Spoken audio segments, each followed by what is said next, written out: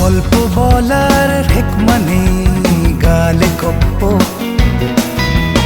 ভালো লাগার রেশমা নেই গালে গপ্প। চেনা অচেনা কাহিনী ভাষায় বোনা, বন্ধু তার ভাষা খুঁজে নে গাল গপ্প, গাল গপ্প, গাল গপ্প।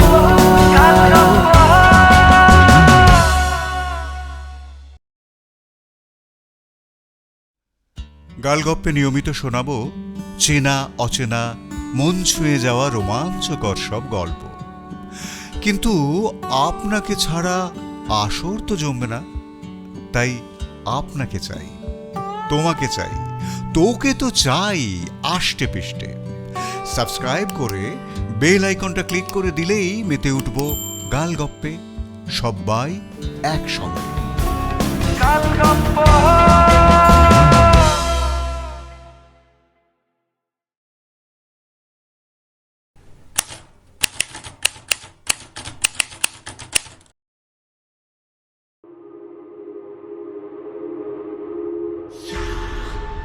গালগপ্পে এখনকার গপ্প, ডাক বাংলোর রাত।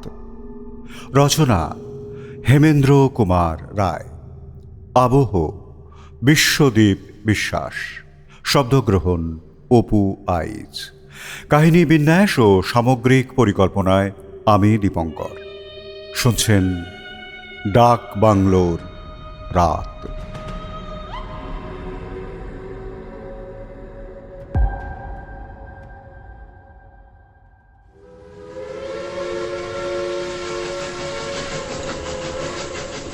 যাচ্ছিলাম শিমিলিপাল, বেড়াতে নয় কাজে।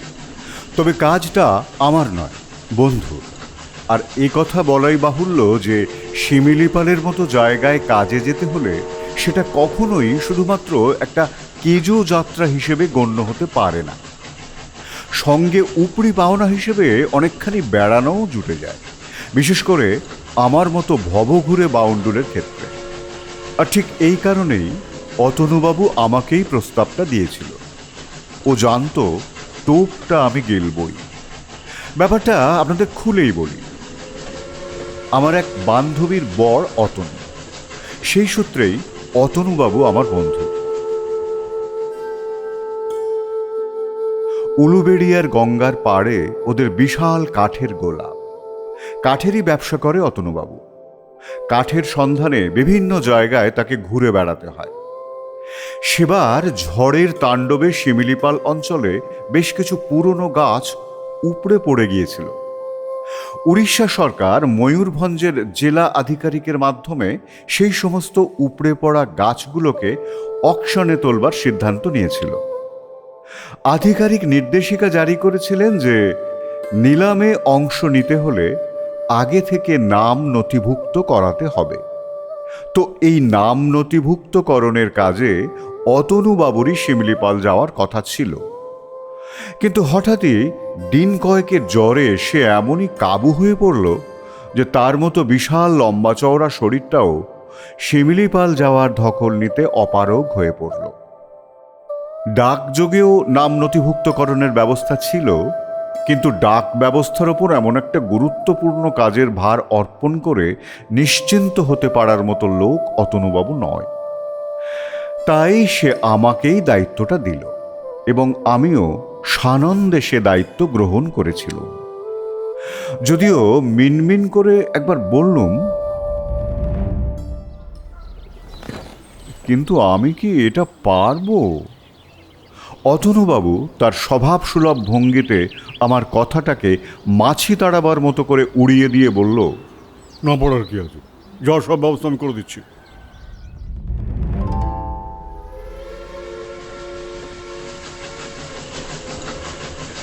এই হলো আমার শিমিলিপাল যাত্রার গোড়ার কথা। হাওড়া থেকে মেল ধরে নামলুম বারিপাদা স্টেশনে।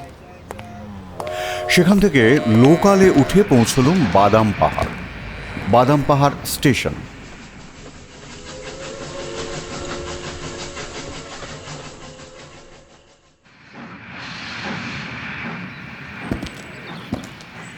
স্টেশন থেকে মিনিট 15 হাঁটা পথে আমার গন্তব্য জীবনবাবুর করাত কল। জীবনবাবু অতনুবাবুর পরিচিত এবং ঘনিষ্ঠ ব্যক্তি। তিনি আমাকে মোটর গাড়িতে শিমিরিপাড়ে পৌঁছে দেওয়ার ব্যবস্থা করবেন। করাতকলে পৌঁছে জীবনবাবুর সঙ্গে দেখা করে তার হাতে অতনুবাবুর চিঠিটা দিলুম। চিঠিতে অতনুবাবু কি লিখেছিলেন আমি খুলে দেখিনি। চিঠি পড়ে জীবনবাবু বললেন, এই অঞ্চলে আগে আসা হয়েছে? আমি অত্যন্ত বিনয়ের সঙ্গে বললুম, আগে না, এই প্রথম। তার মানে সারান্ডার জঙ্গলটা দেখা হয়নি এখনো? আগে নাম শুনেছি, হাতিটাতি বেরোয় মাঝে মধ্যেই। হাতি তো অনেক বড় প্রাণী, চোখে দেখা যায়, কিন্তু চোখে দেখা যায় না এমন অনেক প্রাণীর অস্তিত্ব রাত বিরেতে এই অঞ্চলে পাওয়া যায়। আমি বেশ অবাক হয়ে বললুম, চোখে দেখা যায় না মানে? এই যে সেই সব কথা পরে হবে কোন। কলকাতা থেকে টানা আসছেন, আহার নিদ্রা বিশ্রাম কিছুই তো হয়নি? আমি আমতা আমতা করে বললুম, না মানে হ্যাঁ সে হবেক্ষণ, স্টেশনেই দেখছিলাম একটা ভাতের হোটেল আছে, স্থানের জায়গাও ওখানে পাবো নিশ্চয়ই। জীবনবাবু আমার কথাটা যেন শুনতেই পেলেন না, হাঁক পেড়ে ডাকলেন, বাবু! ডাক শুনে লম্বা ছিপছিপে বছর 40-এর একটি লোক এসে সামনে দাঁড়ালেন। জীবনবাবু বললেন, ইনি অতনুবাবুর বন্ধু, কলকাতা থেকে আসছেন, এনার স্নানাহারের ব্যবস্থাটা করতে হবে।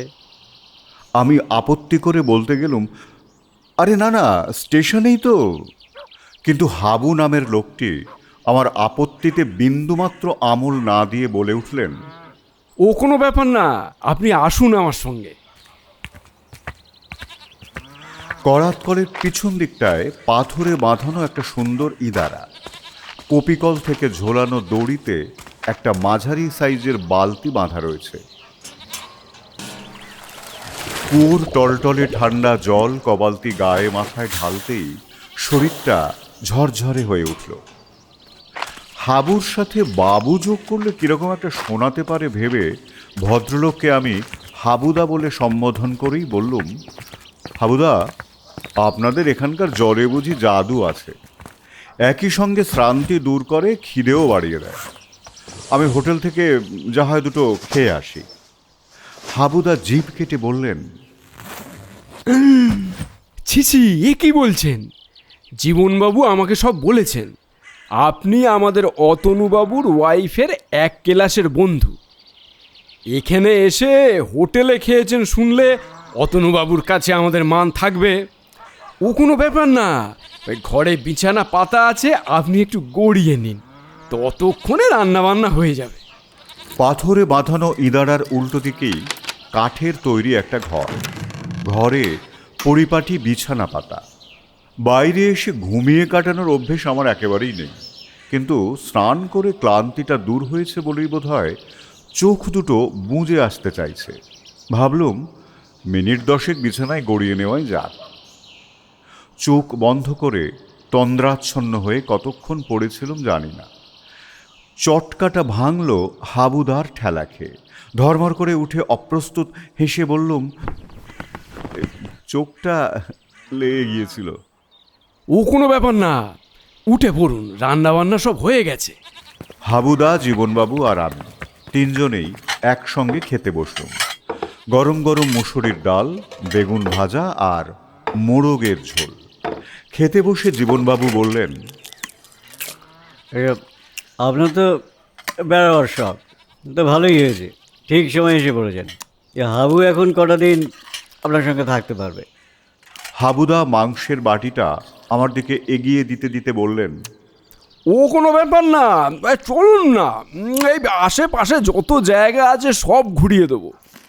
জীবনবাবু বললেন, কাজ মিটিয়ে ঘোরাঘুরি সেরে ও আপনাকে ভদ্রক স্টেশনে নামিয়ে দেবে, ওখান থেকে আপনি কলকাতার গাড়ি ধরে নেবেন। আমি আমতা আমতা করে বললুম, কিন্তু আমার বেড়াবার জন্য আপনাদের কাজের ক্ষতি হবে না তো? অকশনে নাম লেখাটাই কিন্তু আমার আসল কাজ। ও কোনো ব্যাপার না, আরে অকশানে নাম দেওয়ার জন্য এখনো হাতে 2 দিন সময় আছে। চলুন খেয়ে দেই বেরিয়ে পড়ব। জীবনবাবু আঙুল চাটতে চাটতে বললেন, এই চাই বাসায় আমার একটা ছোটো কাজ আছে। ওর হাত দিয়ে একটা কতগুলো বিল বানাবো, সেখানে একজনকে দিতে হবে। ব্যাস, তারপর ওর হাত খালি, হাতে শুধু থাকবে গাড়ির স্টিয়ারিং।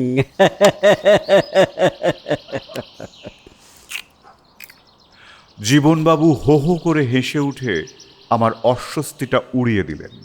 মনে মনে ভাবলুম, অতনুবাবু চিঠিতে আমার সম্পর্কে না জানি কী সব লিখে দিয়েছে।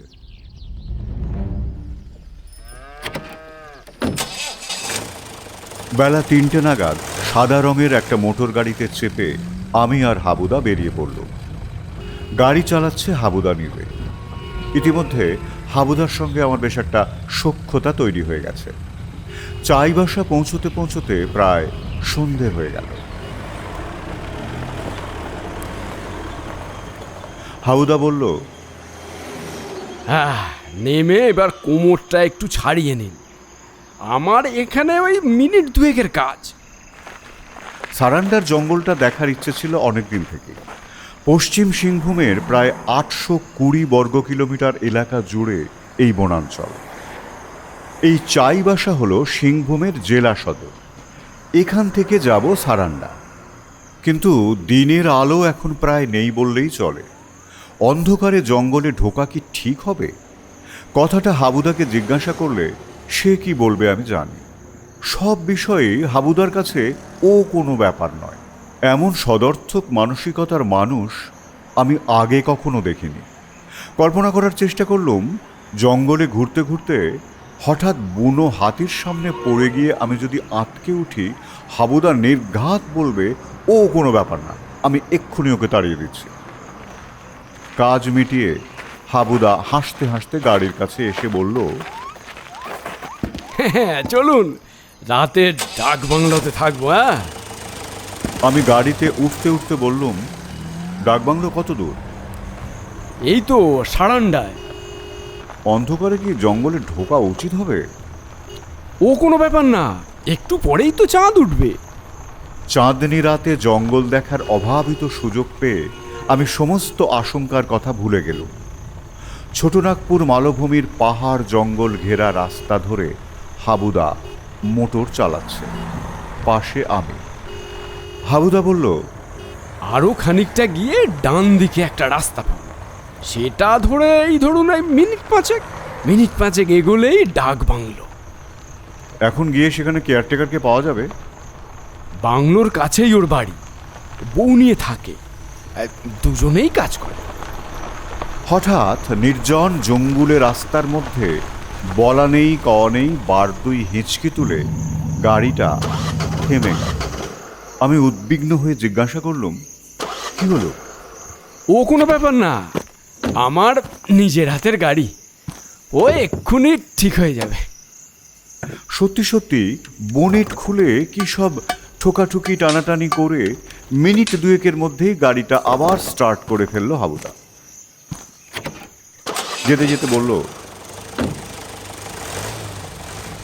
জোড়া তালি দিয়ে ঠিক করে ফেললুম বটে, কিন্তু আমার মনে হয় ব্যাটা ভোগাবে। হাবুদার মতো লোক যখন বলছে ভোগাবে, তখন ধরে নিতে হবে নির্ঘাত ভোগাবে। বললুম, তাহলে উপায়? ও কোনো ব্যাপার না, ও একটা পার্টস পাল্টে নিলেই ব্যাস সব ঠিক হয়ে যাবে। সে পার্টস এখন পাবেন কোথায়? চাইবাসায় পেয়ে যাব। তাহলে কাল যাওয়ার পথে কিনে নিলেই হবে। ওখান দিয়ে তো আর বেরোবো না, কাল অন্য রাস্তা ধরবো। তাহলে পার্টসের কি হবে? আপনাকে আগে বাংলোয় পৌঁছে দেই, তারপর আমি বেরিয়ে গিয়ে কিনে আনব। আমি প্রতিবাদের সুরে বললুম, আপনি এখন আবার চাইবাসা যাবেন, তারপর আবার ফিরবেন একা একা এই জঙ্গলের পথ ধরে? যা করার কাল করা যাবে, এখন সব বাদ দিন। ও কোনো ব্যাপার না, আরে এসব জায়গা আমার একেবারে চেনা, আপনার অচেনা বলে ঘাবড়াচ্ছেন। আরও খানিকটা এগিয়ে মূল রাস্তাটা থেকে ঘুরে ডান দিকে গাড়িটা নামিয়ে নিল হাবুদা। এখানে জঙ্গল আর একটু ঘন। এই রাস্তা ধরে মিনিট 5 গিয়েই পাঁচিল ঘেরা একটা বাংলোর সামনে এসে পড়ল। গাড়ি থামিয়ে হাবুদা বলল, এই এসে গেছি। নামুন। গাড়ি থেকে নেমে বুঝলুম ভেতরে অসম্ভব নির্জন, গাছ ছমছমে একটা জায়গা। চাঁদের আলোয় ডাক বাংলোটা কেমন যেন মায়াবী হয়ে উঠেছে। চলুন। দূর থেকে দেখলুম একটা ঘরে আলো জ্বলছে।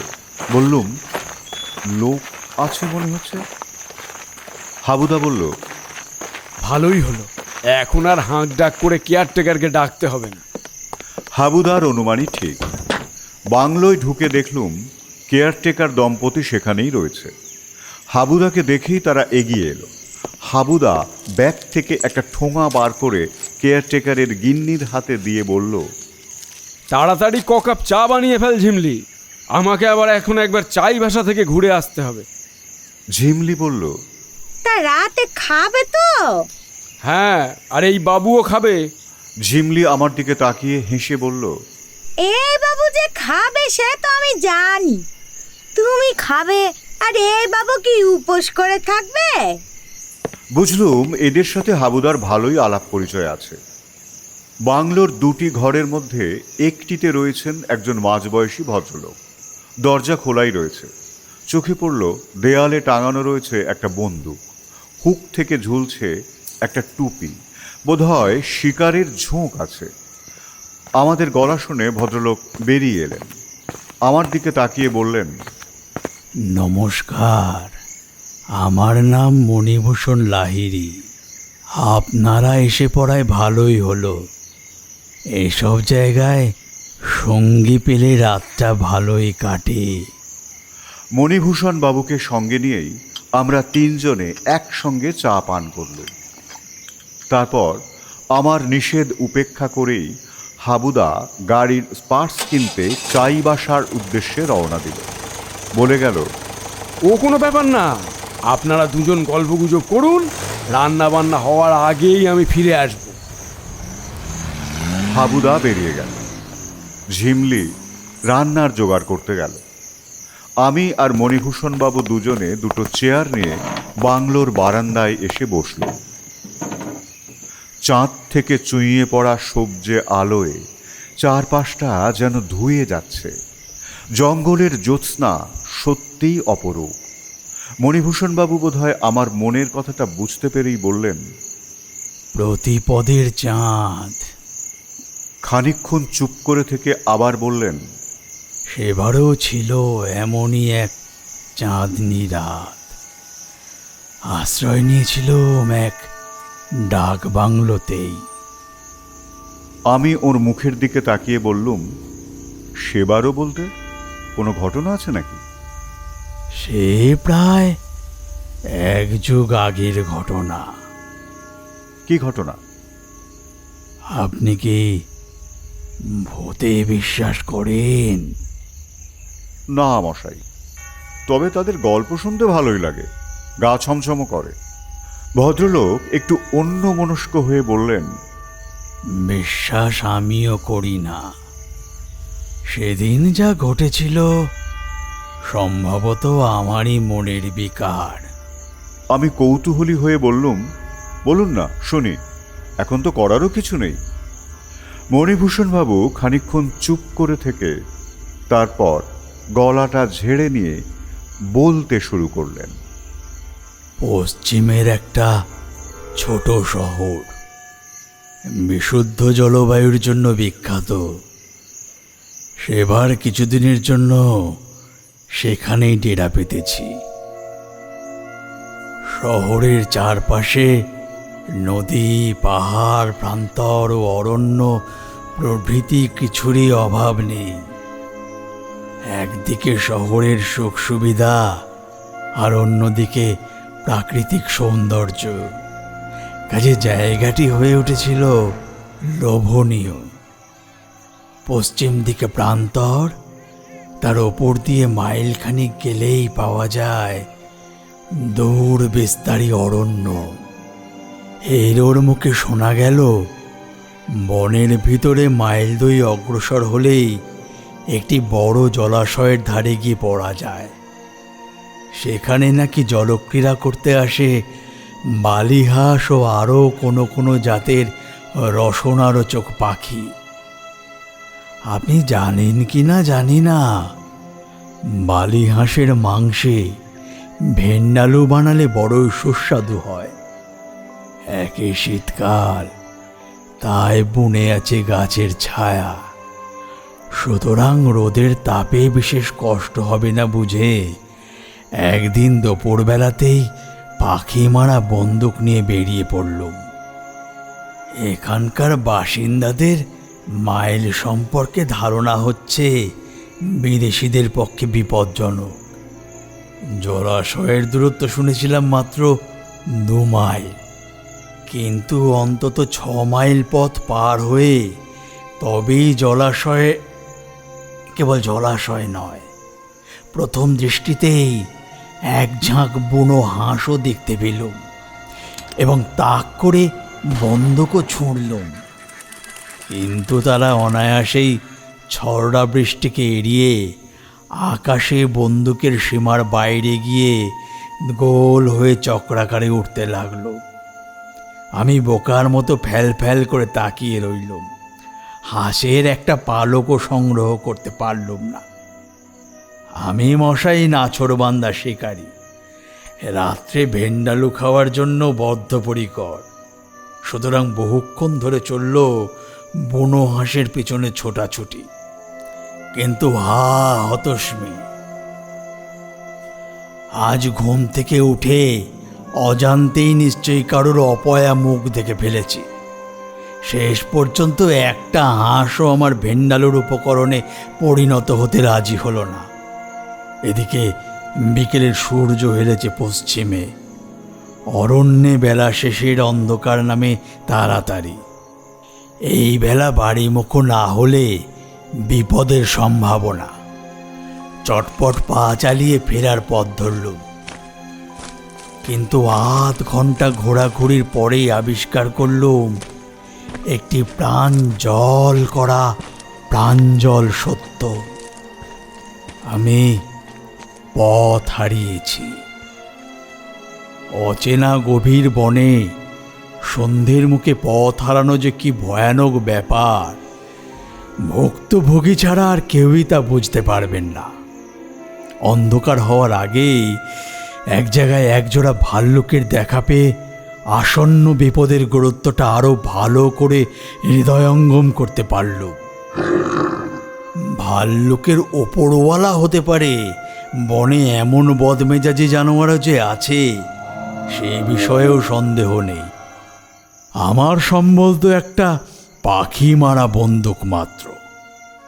ব্যস্ত হয়ে বহুক্ষণ এদিক ওদিক সেদিক ছোটাছুটি করবার পর অবশেষে মনে পড়ল আমি এসেছি পূর্ব দিক থেকে। সুতরাং আমার পূর্ব দিক ছাড়া আর কোনো দিকেই যাওয়া উচিত নয়। পূর্ব দিকে মাইলখানেক হাঁটার পর শহরের সন্ধান পেলুম না বটে, কিন্তু একটা রাস্তায় গিয়ে দাঁড়ালুম। সেখানে ধুলোর ওপরে গাড়ির চাকার দাগ দিকে বোঝা গেল এই পথে যানবাহনের চলাচল আছে। মনে মনে ভাবলুম, যানবাহনের চলাচল যখন আছে তখন কাছাকাছির মধ্যে লোকালয়ের সন্ধানও নিশ্চয়ই পাওয়া যাবে। আরও খানিকটা এগোবার পরেই পথের ধারে চোখে পড়ল একখানা ছোট একতলা বাড়ি। বাড়ির গড়ন দেখেই বুঝতে দেরি হলো না যে সেখানা হচ্ছে ডাক বাংলো। বন্য নির্জনতার মধ্যে অন্তত মাথা গোঁজবার একটা আস্তানা পেয়ে স্বস্তির নিঃশ্বাস ফেলে বাঁচলুম। পশ্চিমের আকাশে রক্তগঙ্গা বইয়ে সূর্য তখন পাটে বসেছে। পাখিরা ঝাঁকে ঝাঁকে বাসামুখো হয়েছে। এরই মধ্যে দূরে দেখা যাচ্ছে কুয়াশার পাতলা পর্দা। বনের নিচের দিকটা ক্রমেই ছায়ায় অস্পষ্ট হয়ে উঠেছে। কোথাও জনমানবের সাড়া নেই বটে, কিন্তু সন্ধ্যার অন্ধকার জমজমাট হওয়ার আগেই ডাক বাংলোর কাছে এসে নিজেকে ভাগ্যবান বলে মনে হলো। শরীর অবসন্ন, পার চলতে চাইছে না, ক্ষুধা তৃষ্ণায় শরীর কাতর, কাপড় চোপড় কাঁটা জঙ্গলে ছিন্ন ভিন্ন, দেহের নানা জায়গায় ক্ষত বিক্ষত, এবং পিঠের বন্দুকটাকে মনে হচ্ছিল 3 গুণ বেশি ভারী। আপাতত বাংলোয় আশ্রয় নেওয়া ছাড়া উপায় নেই। পায়ে পায়ে বাংলোর দিকে এগুতে এগুতে দেখলুম বারান্দার রেলিং ধরে স্থির হয়ে দাঁড়িয়ে আছে খানসামা উর্তি পড়া একটা মূর্তি। বুঝলুম বাংলোর জিম্মাদার। আরও খানিকটা কাছে আসার পর মূর্তিটাকে ভালো করে দেখবার সুযোগ পেলুম। লোকটা যাকে বলে তাল বুড়ো, বয়স ঠিক মতো ধরবারও পায় নেই। 80ও হতে পারে, 90ও হওয়া অসম্ভব নয়। মুখের চামড়ায় ভাঁজের পর ভাঁজ, গলার কাছে মাংস ঝলঝল করছে, গায়ের চামড়াও চুপসে কোঁকড়ে গেছে, দেহখানা ছিলা পড়ানো ধনুকের মতো বাঁকা। হেঁট হয়ে নিজের মনেই সে যেন বিড়বিড় করে বকছিল। আমি কাছে গিয়ে দাঁড়িয়ে বললুম, ওহে বাপু, তুমি এখানকার খানসামা? সে কোনো জবাব দিল না। 2 হাতে বারান্দার রেলিংয়ের ওপর ভর দিয়ে নিজের বাঁকা দেহখানা সোজা করে নিয়ে আমার দিকে তাকালো। আমি চমকে উঠলুম। কোনো থুত্থুরে বুড়ো মানুষের চোখেই আমি এমন তেজ ও তীব্র দৃষ্টি কখনো দেখিনি। বললুম, আজ আমি এই বাংলোতেই থাকবো, তুমি সব ব্যবস্থা করে দাও। সে কোনো জবাব দিল না, যেন আমার কথা কিছু বুঝতেই পারেনি। তার হাতে এক গাছা লাঠি ছিল। সেই লাঠিটা মাটির উপর সশব্দে ঠকঠকিয়ে বাংলোর ভিতর চলে গেল। আমিও তার পিছু পিছু গেলাম। তারপর সে ঠকাং করে একটা ঘরের শিকল খুলে দিয়ে বিনা বাক্য ব্যয়ে সরে পড়ল চোখের আড়ালে। ভাবলুম লোকটা বোবা নাকি। আর একটা ব্যাপারও লক্ষ্য করলুম, লোকটার জামা কাপড় ভিজে সপ সপ করছে। এখানকার এই পাহাড়ে শীতের শেষ বেলায় বুড়ো স্নান করেছে, কিন্তু উর্দি পরে কেউ কি স্নান করে? তবে কি দৈবগতিকে বুড়োর উর্দি ভিজে গেছে? সেই জন্যই শীতের কামড় এসে কথা কইতে পারছিল না। কিন্তু তার হাবে ভাবে শীত কাতরতার কোনো লক্ষণই তো দেখতে পেলুম না। আশ্চর্য। যাই হোক, একটা ঘরের ভিতর গিয়ে ঢুকলুম। সে ঘর ব্যবহারের অযোগ্য। অন্তত মাসাধিককালের সঞ্চিত ধুলো ঘরের আসবাবপত্র আর মেঝের ওপর পুরু হয়ে জমে আছে। জানি এইসব জঙ্গলে ডাকবাংলোগুলোতে যে অতিথিদের ঢল নামে তা নয়, ক্বচিৎ কদাচিৎই লোকজন আসে, কিন্তু তাই বলে এমন অপরিষ্কার হয়েই বা পড়ে থাকবে কেন? সরকার তাহলে মাইনে দিয়ে খানসামা রেখেছে কিসের জন্যে? ক্রুদ্ধস্বরে ডাকলুম, খানসামা, খানসামা। 5-7 বার ডাকাডাকির পরেও কোনো জবাব পাওয়া গেল না। ভাবলুম আমার সব বন্দোবস্ত করে দেওয়ার জন্যই বুড়ো বোধহয় বাইরে বেরিয়ে পড়েছে। কিন্তু হঠাৎ মনে হলো কে যেন লাঠি ঠকঠকিয়ে ঘুরে বেড়াচ্ছে। তবে কি বাংলোর ভেতরে আরও কোনো যষ্টিধারী লোক আছে, নাকি খানসামাটাই? লোকটা দেখছি কেবল বোবা নয়, কানেও শোনে না। নিরুপায় হয়ে পশ্চিম দিকের জানলাটা খুলে দিল। আলোক সম্রাট সূর্যদেব অবসর গ্রহণ করেছেন বটে, কিন্তু বনবাসী জীবদের কাছে জ্যোৎস্নার আশীর্বাদ বর্ষণ করবার জন্যে প্রতিপদের চাঁদ আর একটু পরেই আত্মপ্রকাশ করবেন। দিনের পাখিরা বাসায় ফিরে গিয়েছে। ছায়ামলিন আকাশের গায়ে একে একে দেখা দিতে শুরু করেছে পেঁচা ও বাদুড়। খানিক তফাতে আবছায়ার ভেতর দিয়ে জঙ্গলের আরো ঘন অন্ধকারের মধ্যে গা ঢাকা দিল বোধহয় একদল হায়নায়।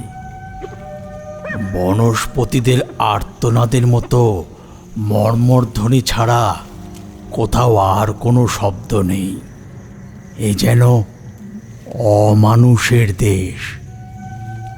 বাংলোর চৌহদ্দির মধ্যেই রয়েছে একটা ইঁদারা। জলাভাবে গলা তখন শুকিয়ে কাঠ হয়েছিল।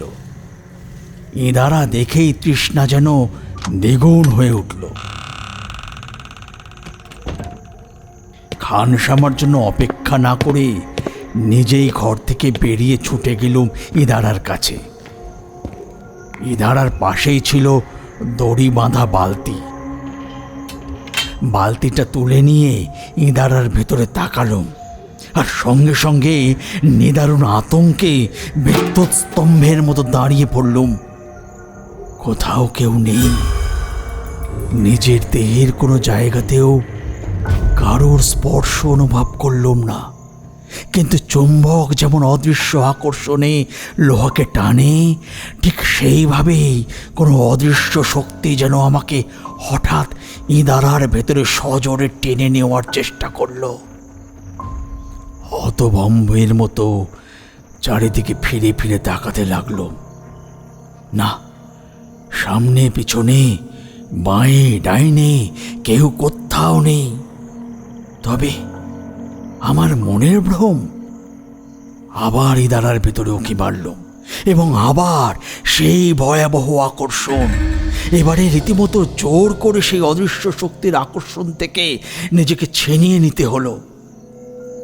ভাবলুম, সারাদিন রোদে রোদে ঘুরে ঘুরে আমার মাথা কি বিগড়ে গেছে? আমি কি পাগল হয়ে যাচ্ছি? আর ইঁদারার কাছে দাঁড়াতে ভরসা হলো না। পিপাসার কথা ভুলে দ্রুত পায়ে সোজা বাংলোর ভেতর ফিরে এলুম।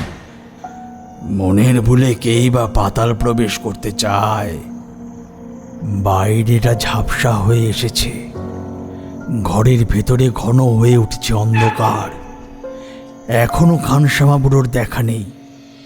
এদিকে আলো না জ্বাললে আর চলে না। আচমকা বাইরে থেকে একটা কুকুরের তারস্বর চিৎকার করে উঠল। সে যে কি মর্মন্তচ বীভৎস চিৎকার, ভাষায় তা বোঝানো যাবে না। জানলার কাছে গিয়ে দেখি ইঁদারার উঁচু পাড়ের উপর একটা কুকুরের অস্পষ্ট মূর্তি। আকাশের দিকে মুখ তুলে সে এমন একটা আর্তনাদ করছিল যে কেঁপে কেঁপে উঠছিল যেন চারিদিক। সেই বিশ্রী ক্রন্দনের অপার্থিবতায়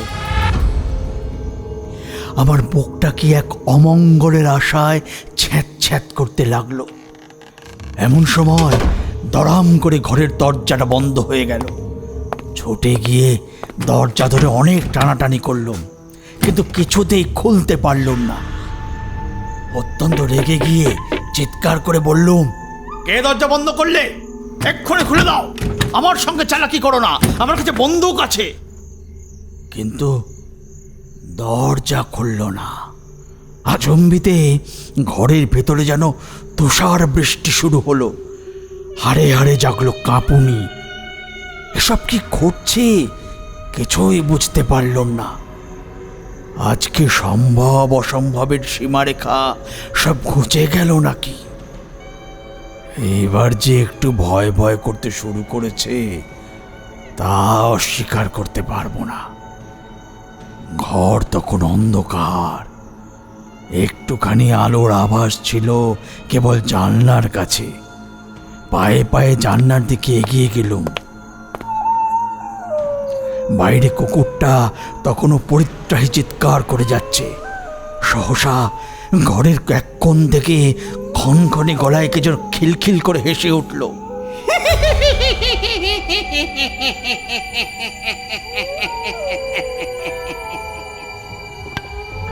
তারপরে শুনলুম মাটির উপর লাঠি ঠকঠকিয়ে কে যেন এগিয়ে আসছে আমার দিকে।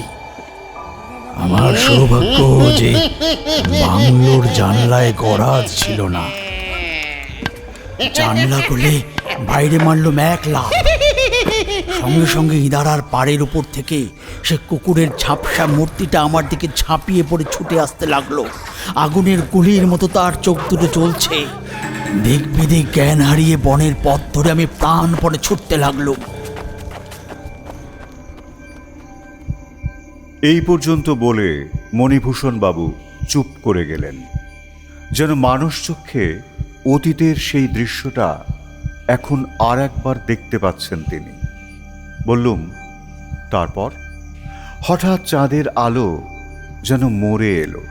লক্ষ্য করলুম উত্তর দিক থেকে এক ঝাঁক ফিকে কালো মেঘ এসে চাঁদটাকে ঢেকে ফেলেছে। মণিবাবু বললেন, তারপর আর কি, শহরের এক পশ্চিমা বিশেষজ্ঞের মুখে শুনেছিলুম মাস কয়েক আগে ওই ডাক বাংলোর খানসামা দৈবদরি বিপাকে ইঁদারার জলে পড়ে যায় এবং সঙ্গে সঙ্গে তার প্রভু ভক্ত কুকুরটাও জলে ঝাঁপ দেয়। তাদের কেউই বাঁচেনি। সেই থেকেই নাকি ডাক বাংলোটার বদনাম রটে যায়, আর তারপর থেকেই নাকি ওখানে আর কেউ বাস করে না। তবে এসব সত্যি না মিথ্যে তা আমি জানি না। তবে আমার ধারণা ওই ডাকবাংলোর খানসামাটি ছিল উন্মাদগ্রস্ত, সেই কারণেই ওখানে কেউ যেত না, বদনাম রটেছিল। আর ইঁদারার অদৃশ্য আকর্ষণ, ঘরের ভেতরে তুষারপাতের মতো ঠান্ডা অনুভূতি, কুকুরের চোখের আগুনের দৃষ্টি, এসবই আপনার ওই ক্ষুধার্ত পিপাসার্ত রোদে পোড়া পথশ্রমে ক্লান্ত শ্রান্ত দেহের মনোবিকার মাত্র। সত্যি মিথ্যে যাচাই করার জন্যে আর কোনোদিন সেখানে যাওয়া হয়ে ওঠেনি বটে, তবে হয়তো তাই। এই সময় ঝিমলি এসে বলল, বাবু, আকাশের অবস্থা ভালো নয়। আমি একবার বাড়ি থেকে ঘুরে আসি। কাঠকুটোগুলো সব বাইরে পড়ে আছে। আপনাদের রান্না হয়ে গেছে। আমি বললুম, ঠিক আছে যাও, হাবুদা এলে তারপর আমরা খাবো। ঝিমলি চলে যাবার কিছুক্ষণ পরেই যেন ঝড় উঠল জঙ্গলে। বাতাসের বেগ তত বেশি নয়, কিন্তু গাছপালার ভেতর দিয়ে একটা সনসন আওয়াজ পাক খেতে লাগলো চারপাশে। পূর্ণিমার চাঁদ অদৃশ্য হয়ে গেল জঙ্গলি অন্ধকারে। মণিবাবু বললেন, এই যে অকাল বাদল। মণিবাবুর কথাকে নির্ভুল প্রমাণ করে বৃষ্টি নামলো ঝমঝমি। আমি মনে মনে ভাবতে লাগলুম, হাবুদা আবার মাঝপথে বিপদে পড়বে না তো? মনের কথা বোধহয় বুঝতে পারলেন মণিবাবু। আমার চিন্তিত মুখের দিকে তাকিয়ে আশ্বস্ত করার ভঙ্গিতে বললেন, ওনার সঙ্গে কথা বলে মনে হলো এখানকার ঘাত ঘোত সব জানেন। এই হঠাৎ দুর্যোগে ওনার খুব একটা সমস্যা বোধহয় হবে না। কথাটা ভুল নয়। এসব অঞ্চল হাবুদার চেনা, নিয়মিত যাতায়াত আছে। তবুও একে জঙ্গল, তাই রাত, তার উপর আবার দুর্যোগ, যাকে বলে ত্রাহস্পর্শ। সুতরাং দুশ্চিন্তা পুরোপুরি কাটানো যাচ্ছে না। মণিবাবু উঠে গিয়ে ঘর থেকে দেওয়ালে ঝোলানো সেই টুপিটা পরে এলেন। চারপাশে বড় ঘের দেওয়া রোদ টুপি। টুপির ঘেরের নিচে এখন অদ্ভুত দেখতে লাগছে। আমি তার মুখের দিকে তাকিয়ে আছি দেখে বললেন, ভিজে হাওয়া মাথায় বেশিক্ষণ লাগলে আমার মাথা ধরে যায় মশাই। আমি হেসে বললুম, তার মানে এ টুপি শুধু রোদ নয়, হাওয়াও আটকায় বলুন? রোদ, জল, হাওয়া, আলো। মণিবাবুর কথা শেষ হবার আগেই এক ঝলক তীব্র আলোয় সামনের ভিজে গাছের মাথাগুলো পলকের জন্য ঝিকমিকিয়ে উঠেই আবার অন্ধকারে ডুবে গেল। আর পর মুহূর্তেই এক গম্ভীর বজ্রনীনাদ বুকের ভেতরটা যেন কাঁপন ধরিয়ে দিল। ঘরে মিটমিট করে বাতি জ্বলছে। বাংলোর বারান্দায় দুটো চেয়ার নিয়ে আমি আর মণিভূষণ বাবু মুখোমুখি বসে আছি। ঝিমলি আর তার স্বামী বৃষ্টি না থামলে আসতে পারবে বলে মনে হয় না। হাবুদা আজ আদৌ ফিরতে পারবে কিনা আমি জানি না। মণিবাবু আমার দিকে গভীর দৃষ্টি নিক্ষেপ করে বললেন, জঙ্গলে এমন দুর্যোগপূর্ণ রাতের অভিজ্ঞতা আগে কখনো হয়েছে আপনার? অনেকক্ষণ ধরেই আমার মনে উঁকি মারছিল সতীশের চিঠি, আসন্ন কোজাগরী পূর্ণিমার রাত, ঝড় বৃষ্টি বজ্রপাত আর সেই অলৌকিক নারী। বললুম, হয়েছিল একবার।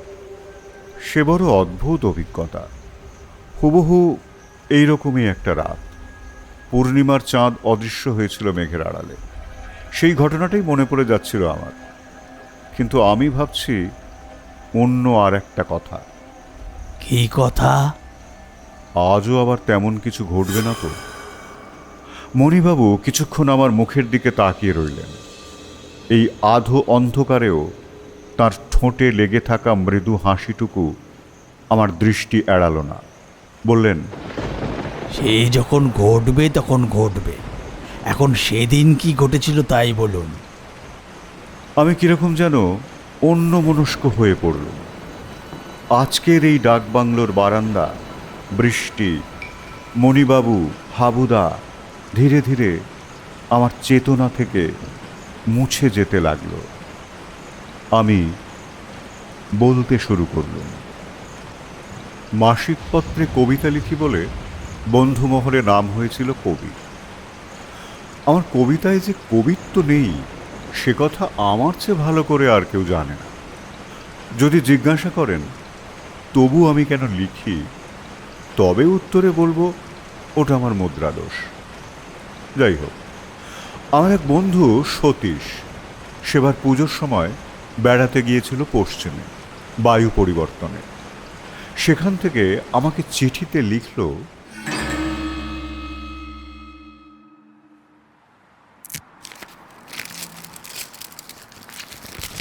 কবি, আমি যেখানে বাসা বেঁধেছি তার আশেপাশে অজস্র কবিত্বের বাহার।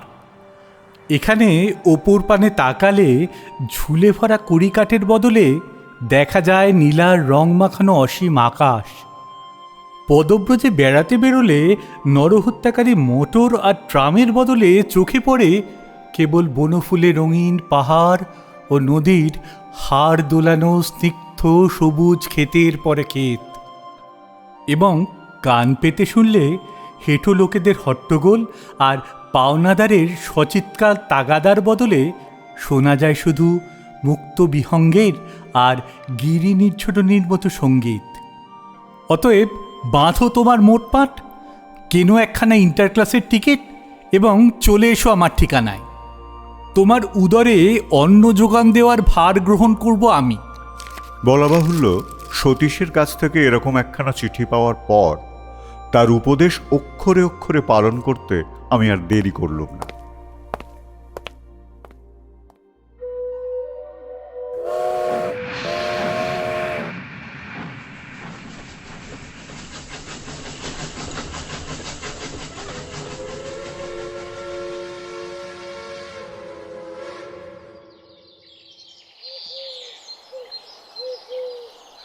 সতীশের বাসায় পৌঁছে দেখলুম অত্যুক্তি করেনি। যা আমার কবিতায় প্রকাশ পায় না সেই কবিত্বই এখানে সৌন্দর্য ছড়িয়ে দিয়েছে। আকাশে বাতাসে, বনে বনে, নদীর লহরে, প্রজাপতির পাখনায়, মৌমাছির গানে। নিজেকে নিঃস্ব মনে হলো। একরত্তি একটি ঘাসের দুলদুলে ফুল বাতাসের দীর্ঘশ্বাসও সইতে পারে না, কিন্তু তারই তিল পরিমাণ পাপড়িতে যে অনন্ত ছন্দ ও কবিত্বের ইঙ্গিত, আমার সমস্ত কবিতাই তার কাছে নগণ্য। এখানে আমার কবিতার ফিরে শোবার ঠাঁইও নেই। সতীশ বলল, কবি, এখানে কেবল কবিত্বই নয়, তার চেয়েও শ্রেষ্ঠ জিনিস পাওয়া যায়। কি বলো তো? টাকায় 2 গন্ডা রাম পাখি কিংবা 20 গন্ডা তোষ্য ডিম্ব, এমন দেশটি কোথায় গেলে পাবে খুঁজে তুমি? তাহলে প্রতিজ্ঞা করছি সতীশ, এ দেশকেই আমার স্বদেশ বলে গণ্য করব। সতীশ হেসে বলল, বেশ, আজ তাহলে ওই পক্ষী মাংসেরই চপ কাটলেট আর কারি তোমার বরাদ্দ রইল।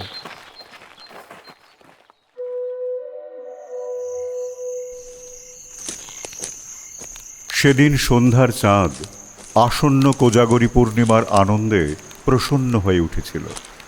তার রূপ দেখে মন আর বাসায় ফিরতে চাইছিল না। সতীশ আসেনি, আমি একাই বেরিয়েছি। পাহাড়ের একখানা পাথরের ওপর একলাটি বসে বসে দেখতে লাগলাম। ঝর্ণায় ঝরছে হীরের ধারা, আর শালবনের কালোর ফাঁকে ফুটছে আলোর চিত্রমালা। কিন্তু বলা নেই কওয়া নেই, একেবারে আচমবিতেই শরতের এক বেরসিক মেঘ কোথা থেকে ছুটে এসে চাঁদের উপরে করলে জবনিকাপাত। শরতের মেঘ বটে, কিন্তু অভাবিত ঘন। চাঁদ তারার আলোকিত নাট্যশালা একেবারে অন্ধকার। এমন আকস্মিক দৃশ্য পরিবর্তনের জন্য মোটেই প্রস্তুত ছিলুম না। ভাগ্যের সঙ্গে টর্চটা ছিল, তাই কোনো রকমে পাহাড় থেকে নেমে আসার পথ ধরতে পারলাম। পৃথিবীর সৌন্দর্য আলোকের উপরে কতটা নির্ভর করে তাই ভাবতে ভাবতে পথ চলছি। হঠাৎ বইতে শুরু করলো ঠান্ডা জলো হাওয়া, এবং তার সঙ্গে সঙ্গেই জাগলো বজ্রবিদ্যুতের সমারোহ। আরও তাড়াতাড়ি পা চালিয়ে দিলুম বটে, কিন্তু পৃথিবীকে অনর্থক জ্বালাতন করবে বলেই আজ যে অকাল বাদলের আগমন হয়েছে তাকে বোধহয় আর ফাঁকি দিতে পারবো না। টর্চের আলোতে পথের চিহ্ন দেখে বোঝা গেল বাসার অনতি দূরেই এসে পড়েছে। আমার ডান পাশেই রয়েছে একটা ছোট মাঠ। স্থানীয় লোকেরা তাকে দিঘির মাঠ বলে ডাকে। বৃষ্টি শুরু হলো। প্রথমে বড় বড় 2-4 ফোঁটা। অনুভবে ফোঁটার আকার বুঝেই আন্দাজ করলুম বৃষ্টি খুব জোরেই আসবে। অসময়ে স্নান করে দেহ আর জুতো জামা কাপড় ভেজাবার স্বাদ হলো না। আশ্রয়ের জন্য অসহায়ভাবে এদিক ওদিক তাকিয়ে দেখছি, হঠাৎ চোখে পড়ল দিঘির মাঠের নিবিড় অন্ধকারের বুক ছেঁদা করে ফুটে উঠেছে আলোকোজ্জ্বল অনেকগুলো জানলা দরজা। বৃষ্টির তোড় বেড়ে উঠল। আমিও বেগে ছুটলুম সেই আলো লক্ষ্য করে। ছোট বাঁশঝাড়ের পাশে ছোট একখানি বাগান। বাগানের মাঝখানে ছোট একটা বাংলো। ঘরে ঘরে আলো জ্বলছে, কিন্তু কোনো লোকের দেখা বা সাড়া শব্দ নেই। 4-5টা ধাপ পেরিয়ে বারান্দা বা দালানের তলায় গিয়ে দাঁড়ালো। তখন বৃষ্টির মুষলধারায় পৃথিবী হয়ে উঠেছে শব্দময়। দালানের মাঝখানে এবং 2 দিকে রয়েছে একটা একটা করে 3টে দরজা। সব দরজাতেই পর্দা ঝুলছে। একদিক থেকে মিহি নারী কণ্ঠে প্রশ্ন এলো, কে ওখানে? গলার আওয়াজটা যতদূর সম্ভব মোলায়েম করে নিয়ে বললুম, আগে ভেজবার ভয়ে এখানে এসে একটু দাঁড়িয়েছি। বেশ করেছেন, কিন্তু বাইরে কেন? ভেতরে এসে বসতে পারেন। বুঝলুম এমন একজন শিক্ষিতা আধুনিক মহিলা কথা কইছেন পর্দার আড়ালে থেকেও, যিনি পর্দা প্রথার ধার ধারেন না। অতএব অসংকোচে পর্দা ঠেলে ঘরের ভেতরে প্রবেশ করলুম। ছোট ঘর। মেঝের ওপর খুব পুরনো আমলের একটা কার্পেট পাতা। মাঝখানে রয়েছে মার্বেলের সেকেলে একটা গোল টেবিল, আর টেবিলের ওপরে রয়েছে একটা সেকেলে বড় ল্যাম্প, এবং টেবিলের চারপাশে রয়েছে খানকয় ভারী ভারী সেকেলে চেয়ার। একটু তফাতে একখানা ইজি চেয়ারের ওপর অর্ধশায়িত অবস্থায় রয়েছেন একটি মহিলা। তার অসাধারণ সৌন্দর্য প্রথম দৃষ্টিতেই মনকে বিস্মিত করে দেয়। মহিলার কোলের ওপর পড়ে আছে একটা খোলা বই। বোধহয় এতক্ষণ তিনি বই পড়ছিলেন। হঠাৎ গর্জন শুনে চমকে চেয়ে দেখি ইজি চেয়ারের পিছন থেকে একটা কালো কুকুরের মস্ত একখানা মুখ উঁকি মারছে। তার চোখ দুটোয় যেন আগুন জ্বলছে। ভয়ে আমি খানিকটা পিছিয়ে এলুম। ভেড়া ছাড়া আর কোনো চতুষ্পদ জীবকে আমি বিশ্বাস করি না। মহিলা ধমক দিয়ে বললেন, টাইগার চুপ। কুকুরের মুখখানা আবার চেয়ারের আড়ালে অদৃশ্য হয়ে গেল। অতি মিষ্টি হেসে তিনি আমার আপাদমস্তক দেখে নিয়ে বললেন, ভয় পাচ্ছেন কেন? একখানা চেয়ার টেনে নিয়ে বসুন না, টাইগার আপনাকে আর কিছু বলবে না। চেয়ারে বসে পড়লুম। মহিলাটি আর একবার আমাকে বিশেষভাবে লক্ষ্য করেই যেন আমার অস্তিত্ব একেবারে ভুলে গেলেন। বইখানা মুখের সামনে তুলে ধরে আবার পড়তে শুরু করলেন।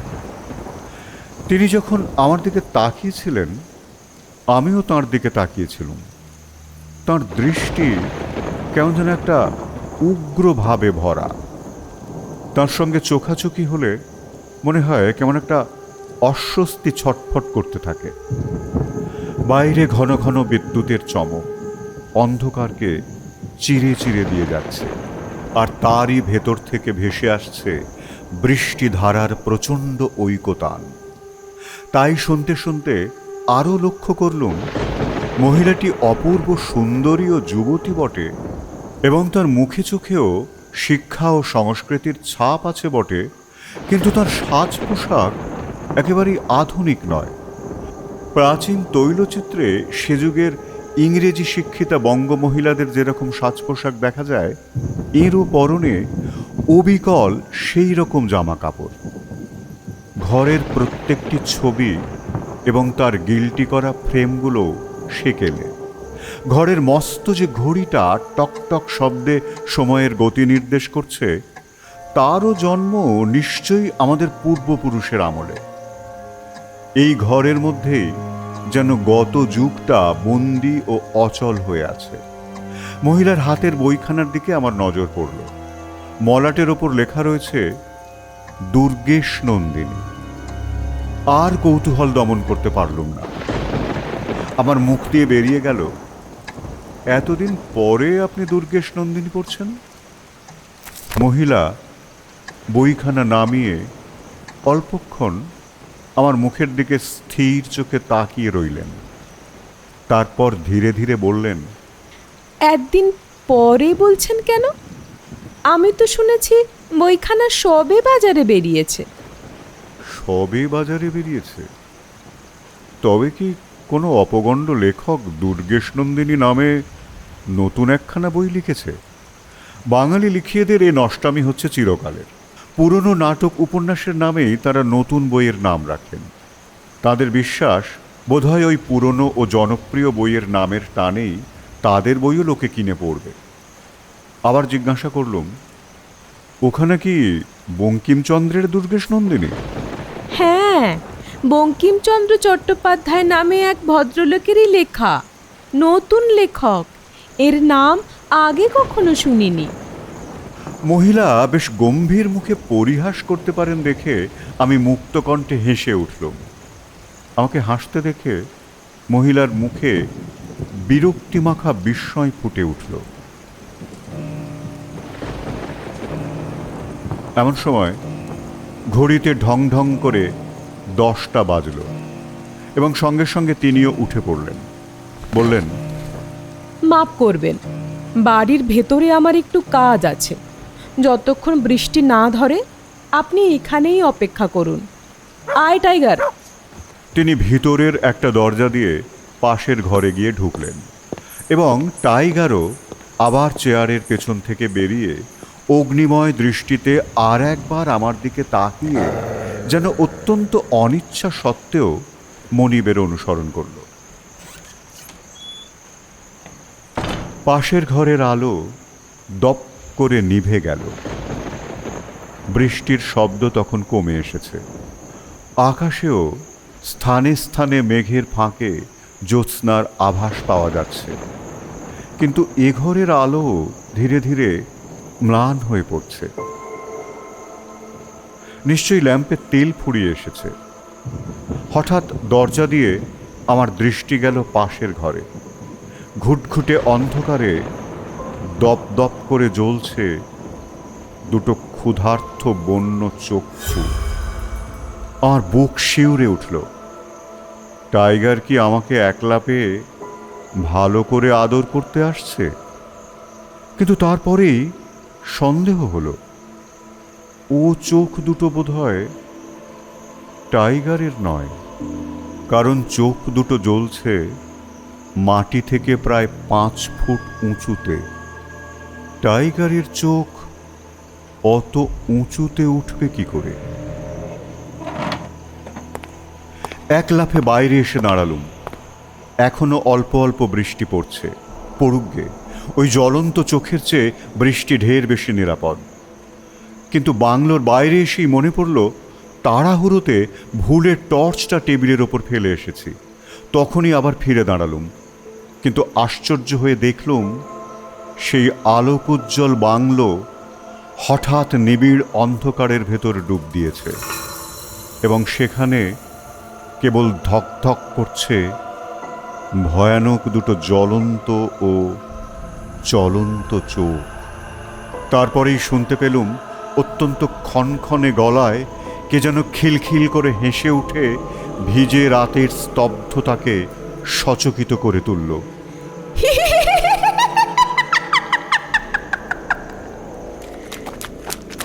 মুহূর্তের মধ্যে টর্চের কথা ভুলে সতীশের বাসার উদ্দেশ্যে প্রাণপণে দৌড় লাগালুম।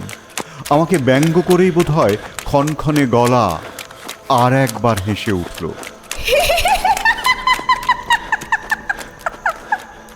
ঊর্ধ্বশ্বাসে একেবারে বাসায় এসে উঠল।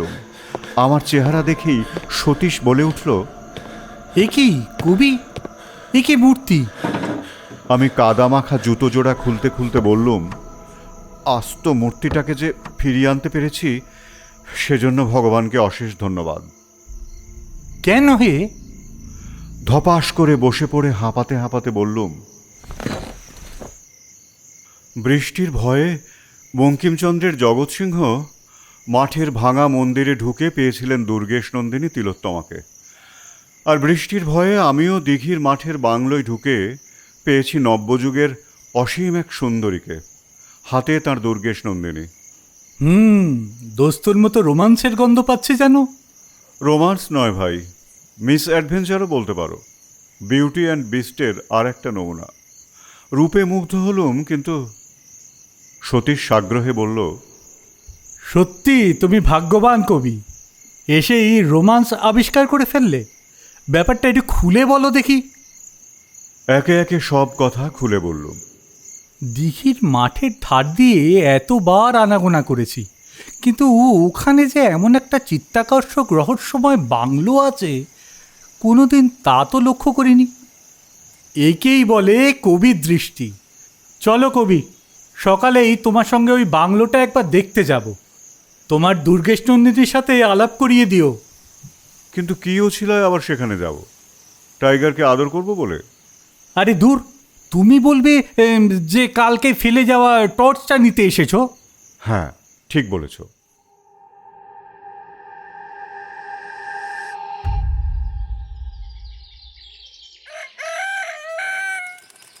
সকালে উঠে সতীশের সঙ্গে দিঘির মাঠে গিয়ে একেবারে হতভম্ব হয়ে গেল। কোথায় সেই বাংলো? মাঠময় ঝোপঝাড়, দু চারটে ছোট ছোট বড় গাছ, বাড়িঘর কিছুই নেই। জীবন্ত প্রাণী বলতে দেখলুম খালি পানায় সবুজ দিঘির ধারে লম্বা লম্বা পা ফেলে বেরিয়ে বেড়াচ্ছে গোটা কয় বক, আর একটা গাছের ডালে স্থির হয়ে বসে 3টে শকুন। সতীশ বলল, আমি জানি এখানে কোনো বাংলো টাংলো কিছু নেই। পথিক, তুমি পথ ভুলেছ। না, তা হতে পারে না। পাহাড়ের ঝর্ণাতলা থেকে বাসায় ফিরতে গেলে এই মিঠো পথ ছাড়া আর দ্বিতীয় পথ তো নেই। টর্চের আলোতে আমি কাল ওই বাঁশঝাড় স্পষ্ট দেখেছিলুম। বাংলোখানা ছিল ঠিক ওরই পাশে। সেই দিকে এগোতে এগোতে সতীশ বলল, তুমি কি বলতে চাও কবি, আলাদিনের দৈত্য এসে বাংলোটাকে রাতারাতি উড়িয়ে নিয়ে গিয়েছে? এ কথার কোনো জবাব না দিয়ে আমিও পায়ে পায়ে বাঁশঝাড়ের দিকে এগিয়ে গেলুম। এক জায়গায় দাঁড়িয়ে পড়ে উত্তেজিত কণ্ঠে বললুম, কি আশ্চর্য, ওই দেখো সতীশ, ভাঙা ইটের স্তূপ আর ভিটের চিহ্ন। তার মানে এখানে একসময় সত্যি কোনো বাংলো ছিল, আর সেই সময় হয়তো তোমার দুর্গেশনন্দিনীর সেই অসীম সুন্দরী পাঠিকা তার দীপ্তচক্ষু টাইগারকে নিয়ে এখানে বাস করত।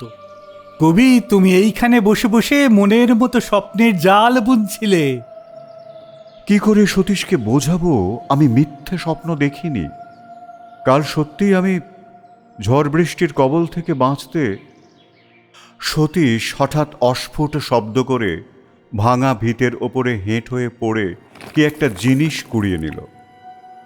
অবাক হয়ে সবিস্ময়ে তাকিয়ে দেখলুম আমার সেই টর্চটা। তার মানে সত্যি কাল আমি এখানে এসেছিলুম। আমার সারা গায়ে কাঁটা দিয়ে উঠল।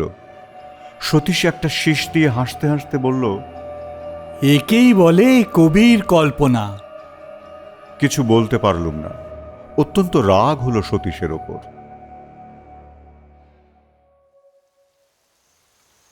খাবার দিয়ে দিয়েছি বাবু, আসুন, ঠান্ডা হয়ে যাবে। ঝিমলির ডাকে ঘোর ভাঙল। মণিভূষণ বাবুও দেখলুম তন্ময় হয়ে আমার মুখের দিকে তাকিয়েছিলেন। এবার নড়েচড়ে উঠে বললেন, কটা বাজে বলুন তো? আমি ঘড়ি দেখে বললুম, ওরে বাবা, 10টা বাজতে চলল, কিন্তু হাবুদা তো এখনো। আমাকে থামিয়ে দিয়ে ঝিমলি বলে উঠল, উনি ভোরে ফিরবেন, যেখানে গেছেন সেখান থেকে বেরোতে পারেননি। তুমি কি করে জানলে? খবর পাঠিয়েছে নাকি? হ্যাঁ, আমি খবর জানি। আপনারা খেয়ে নিন, আসুন। বৃষ্টি এখনো একইভাবে অঝোর ধারায় ঝরে চলেছে। মণিবাবু বললেন, এই যে দেখছি বর্ষাকালকেও হার মানিয়ে দেবে। কাল আবার আমায় ভোর ভোর বেরিয়ে পড়তে হবে। আশা করি তার মধ্যে আকাশ ধরে যাবে। ঝিমলি তাড়া লাগালো। অগত্যা গিয়ে খেতে বসলুম। আমাদের খাওয়া শেষ না হওয়া পর্যন্ত ঝিমলি সেখানেই দাঁড়িয়ে রইল। খাওয়া শেষ হলে ইট ও থালা বাসন নিয়ে রান্নাঘরের দিকে চলে গেল। মণিবাবুর ধূমপানের অভ্যাস আছে। বারান্দায় গিয়ে একটা চুরুট ধরালেন।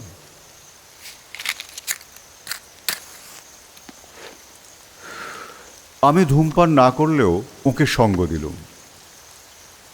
রাত 10:30টার পর যে যার ঘরে গিয়ে খিল আঁটলুম। তখনও বৃষ্টি ধরার কোনো লক্ষণ নেই।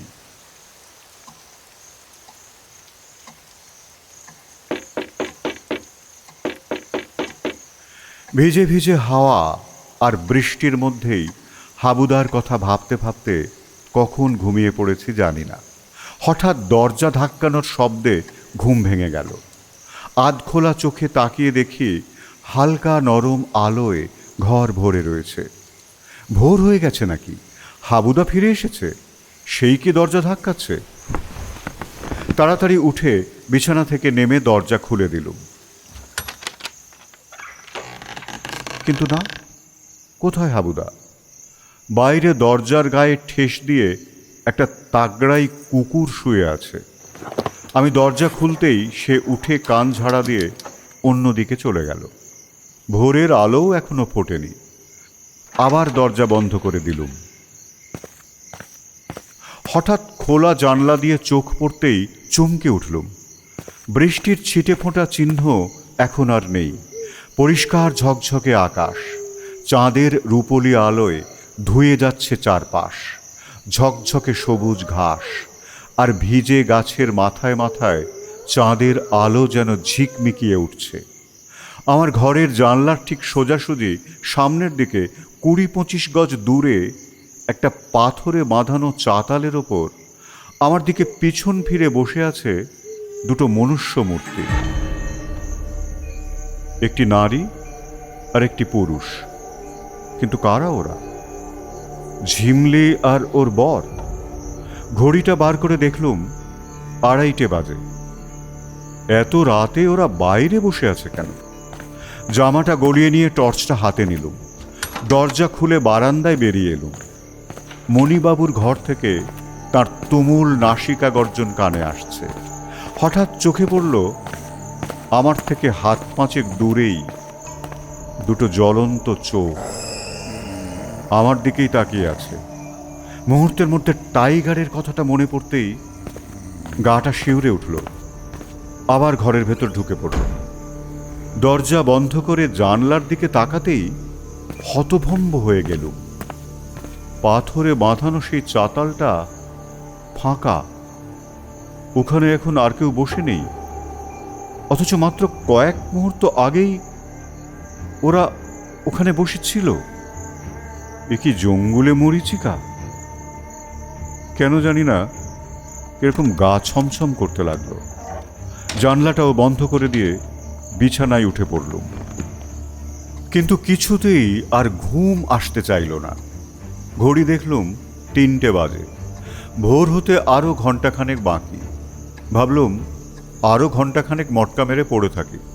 কিন্তু জাগরণ পর্ব খুব বেশিক্ষণ স্থায়ী হলো না। নিদ্রা দেবীর আশীর্বাদ বর্ষিত হল দু নয়নে। আমি ঘুমিয়ে পড়লুম।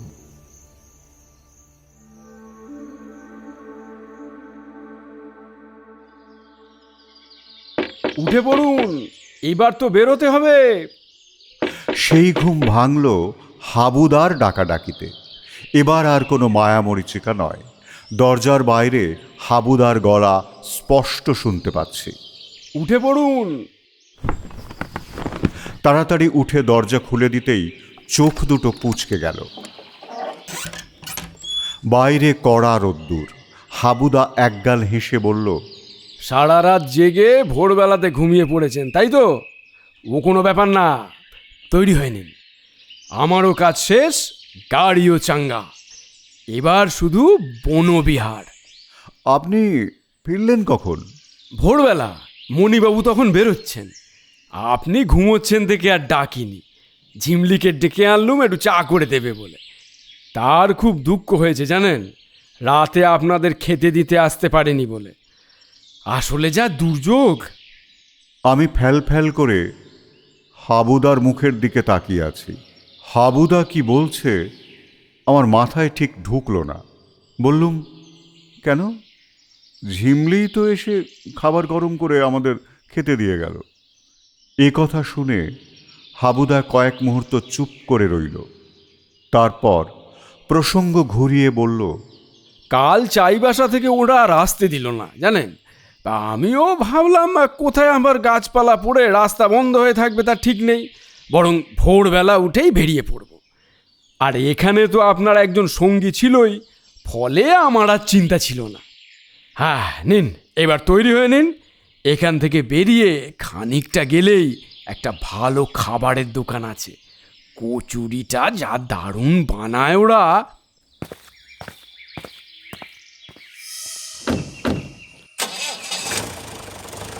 মিনিট 15 মধ্যেই ডাক বাংলো ছেড়ে আমরা বেরিয়ে পড়ল। গেটের কাছে দাঁড়িয়ে ঝিমলি এসে হাত নেড়ে গেল। দুপাশের জঙ্গল চিরে মাঝখানে রাস্তা। হাবুদা এক মনে গাড়ি চালিয়ে যাচ্ছে। আমি প্রশ্নটা না করে আর থাকতে পারলুম না। হাবুদা, আপনি বললেন ঝিমলি রাতে আমাদের খেতে দিতে আসতে পারেনি বলে দুঃখ করছিল। হাবুদা গাড়ি চালাতে চালাতে রাস্তার দিকে তাকিয়ে উত্তর দিল, হ্যাঁ, কিন্তু ওই দুর্যোগের মধ্যে আসবেই বা কি করে বলুন তো? ওর বাড়ি তো আর খুব একটা কাছে নয়। কিন্তু ঝিমলি তো এসে আমাদের খেতে দিয়ে গেল। খাওয়ার সময় কাছে দাঁড়িয়েছিল। খাওয়া শেষ হলে টেবিল পরিষ্কার করে বাসনপত্র নিয়ে গেল। হাবুদা একটুও বিচলিত না হয়ে অম্লান বদনে বলল, ওটা ঝিমলি ছিল না। তাহলে কে? হাবুদা এবার আমার দিকে তাকিয়ে একগাল হাসল।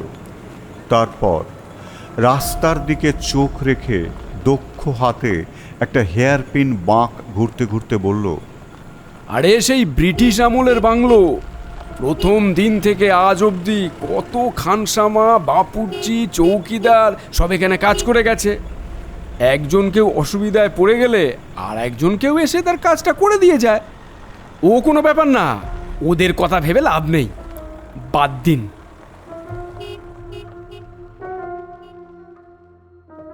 এর পরের কয়েকটা দিন হাবুদার সান্নিধ্যে অত্যন্ত সুখকর এবং মনোরম কেটেছিল আমার। অতনুবাবুর কাজ মিটিয়ে যথাসময়ে কলকাতায়ও ফিরে এসেছিলুম। হাবুদার সাথে আর কোনোদিন দেখা হয়নি, কিন্তু ওই চরিত্রটি চিরকালের জন্য আমার চিত্তপটে চিত্রিত হয়ে রইল।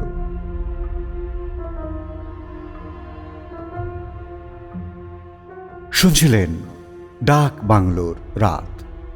বিভিন্ন চরিত্রের সংলাপগুলো যারা বললাম, হাবুদা সঞ্জিত, সতীশ অরিজিৎ, ঝিমলি তনয়া, নারী সঙ্গীতা, মণিভূষণ অপু এবং গল্প পাঠে ছিলাম আমি দীপঙ্কর। গালগপ্পে আবার দেখা হবে পরের গল্প নিয়ে। সবাই খুব ভালো থাকুন, সঙ্গে থাকুন। নমস্কার। ও হ্যাঁ, কেমন লাগছে সেটা জানাবেন কিন্তু।